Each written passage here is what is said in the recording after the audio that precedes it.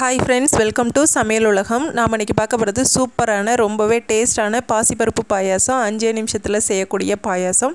எப்படி செய்யலாம் பார்க்கலாம் வாங்க. இதுக்கு நம்ம 1 கப் பாசிப்பருப்பு எடுத்துறோம். அதை வெறும் வாணலில கொஞ்சம் செவப்பாகிற அளவுக்கு வறுத்து அதை குக்கர்ல இப்ப சேர்த்துக்கிறோம்.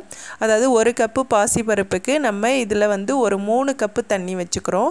அந்த அளவுக்கு வச்சாலே போதும். ரொம்ப கொளைய விட கூடாது. இப்போ அதை நம்ம வேக வச்சு எடுத்துக்க போறோம். ஒரு 3 விசில் வச்சாலே போதும். அதை வேக வச்சு தனியா வச்சுக்கோங்க. அடுத்து வந்து நம்ம 1 கப் பாசிப்பருப்புக்கு 1.5 கப் அளவு வெல்லம் சேர்த்துக்கிறோம். அதுல வந்து 1 கப் அளவு தண்ணி விட்டு அதை நம்ம கரைச்சி எடுத்துக்க போறோம். அடுப்புல வச்சே நம்ம அதை கரைச்சுக்கிறோம். அதாவது கரைச்சிட்டு நம்ம வடிகட்டி எடுத்துக்கலாம். அதுக்காக நம்ம கொஞ்சம் கரைச்சுக்கிறோம். வெல்லம் கரைஞ்சதும் அதையும் எடுத்து தனியா வச்சுக்கோங்க. இப்போ நம்ம ஒரு கடாயில நெய் விட்டுருக்கோம். அதுல வந்து ஒரு கைப்பிடி அளவு முந்திரி பருப்பு சேர்த்துக்கிறோம். அதையும் வந்து செவக்க வறுத்து தனியா எடுத்து வச்சுக்கோங்க.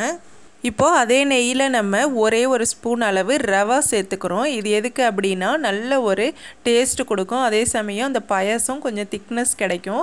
அந்த அளவுக்கு செவக்க வறுத்ததுக்கு அப்புறம் நம்ம அதுல வந்து வெல்லம் தனியா வந்து வச்சிருக்கோம்ல அதை வந்து வடிகட்டி இதுல சேர்த்துக்கிறோம். அந்த நெய் அந்த ரவா அதோட வந்து இப்ப வெல்லத்தை சேர்த்துக்கிறோம். கரைச்சி வச்சிருக்க வெல்லத்தை சேர்த்துக்கிறோம். இதெல்லாம் சேர்த்து நல்லா கொதிச்சு வரும்போது நம்ம வேக வச்சு வச்சிருக்க பாசிப்பருப்பை இப்ப சேர்த்துக்கிறோம். அது வந்து 1-2 தான் வெந்திருக்கும். அதை ஒரு தடவை நீங்க மசிச்சிட்டு சேர்த்துக்கோங்க. ரொம்பவும் கொளைய விட்டுற கூடாது.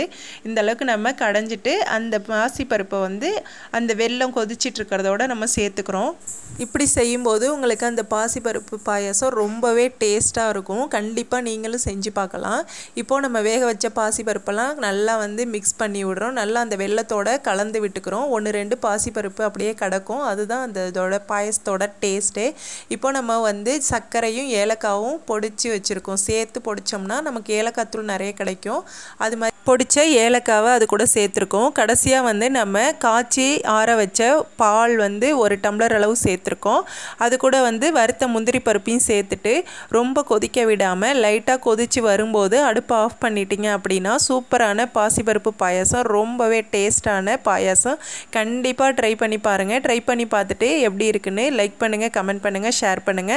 அதோட நம்ம சேனல் இப்பதான் வரீங்க அப்படின்னா கீழ இருக்க சிவப்பு கலர் சப்ஸ்கிரைப் பட்டனை அப்படியே பெல் பட்டனை அழுத்திக்கோங்க. அப்பதான் நான் போடுற ஒவ்வொரு வீடியோ உங்களுக்கு உடனுக்குடனே நோட்டிஃபிகேஷன்ல வரும். Okay, thank you.